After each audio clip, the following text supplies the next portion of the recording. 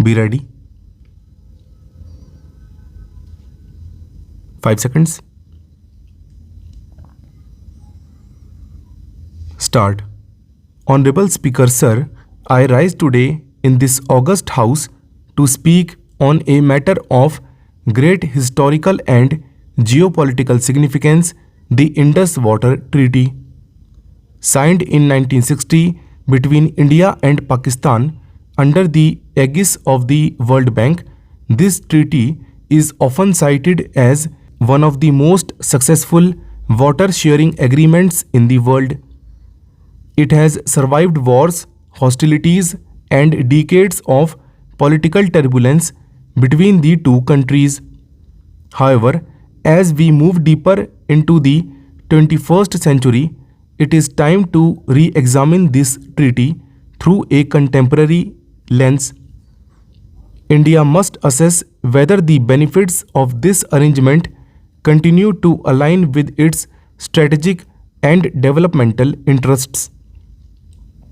The treaty allocates the three eastern rivers, the Ravi, Beas, and Satluj, to India, and the three western rivers, the Indus, Jhelum, and Chenab, to Pakistan.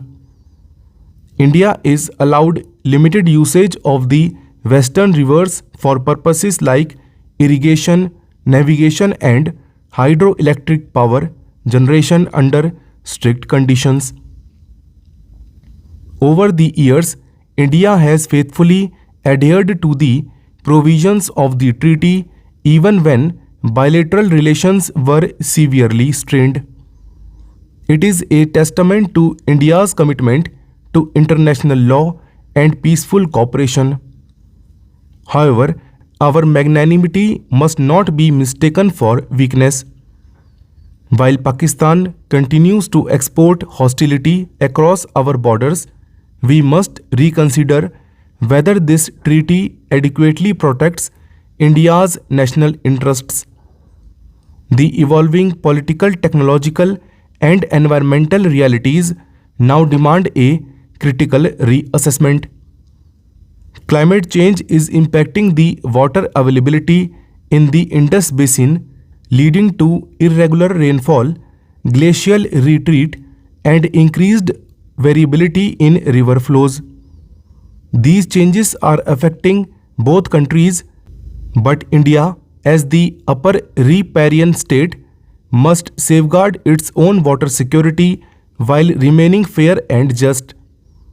At the same time, repeated acts of cross-border terrorism raise a serious ethical dilemma. Can water generously continue indefinitely in the face of hostility? These are hard questions that demand honest answers, not emotional reactions. India must also modernize its water infrastructure to fully utilize the rights granted under the treaty. Many of our irrigation and hydroelectric projects on the western rivers have been delayed due to administrative hurdles, local opposition, or international objections. Projects like Kishanganga and Ratli are well within our treaty rights but have faced challenges. It is time for us to assert our legal entitlements with firmness and clarity. Simultaneously, we must strengthen the institutions responsible for project execution and expedite clearances. If Pakistan can raise international concerns at every opportunity, India must also present its case robustly and diplomatically on global platforms. Honorable Speaker Sir, the Indus Water Treaty, while a product of diplomacy, must not become a symbol of one-sided compromise. It must evolve to reflect the current and future needs of our country. I urge this House and the Government of India to re-evaluate the treaty through legal, environmental, and strategic lenses. Let us not rush to abrogate But let us not hesitate to assert our rights. Let us negotiate from a position of strength with the goal of fairness, equity, and sustainability. Our people deserve access to every drop of water that legally belongs to India. Let this house be the forum where we debate, decide, and deliver on this critical issue. In the light of current global and regional developments, it is imperative to view the treaty not just as a water sharing agreement but also as a diplomatic tool that influences our bilateral relations and regional cooperation strategies. While the original intent was to ensure peaceful cohabitation and shared development, the geopolitical landscape today demands that we examine how the treaty impacts our broader national interests.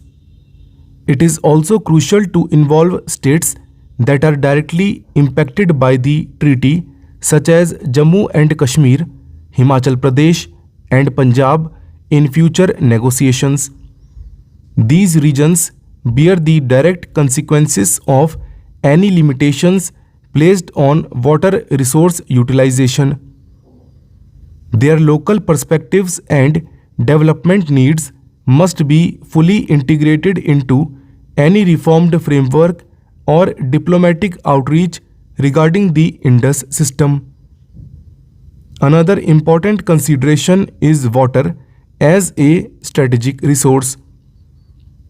As global water scarcity intensifies, rivers will become critical to both the domestic stability and foreign policy. India must treat its river systems as part of national security planning. Strategic thinking around water must now go hand in hand with defense, agriculture, and climate resilience. We must invest in upstream infrastructure, early warning systems, and real-time monitoring of water flows to ensure effective management. Technological innovation offers new avenues for cooperation and conflict resolution. Satellite-based hydrological mapping, blockchain-enabled data integrity, and AI-driven modeling of flow predictions can all be harnessed to improve transparency and build trust. If Pakistan is genuinely interested in regional stability, it must welcome these advances and cooperate in modernizing the treaty protocols. Let us not forget the people who live along the banks of the Indus and its tributaries. Their lives and livelihoods are intimately connected to the quality and quantity of water available.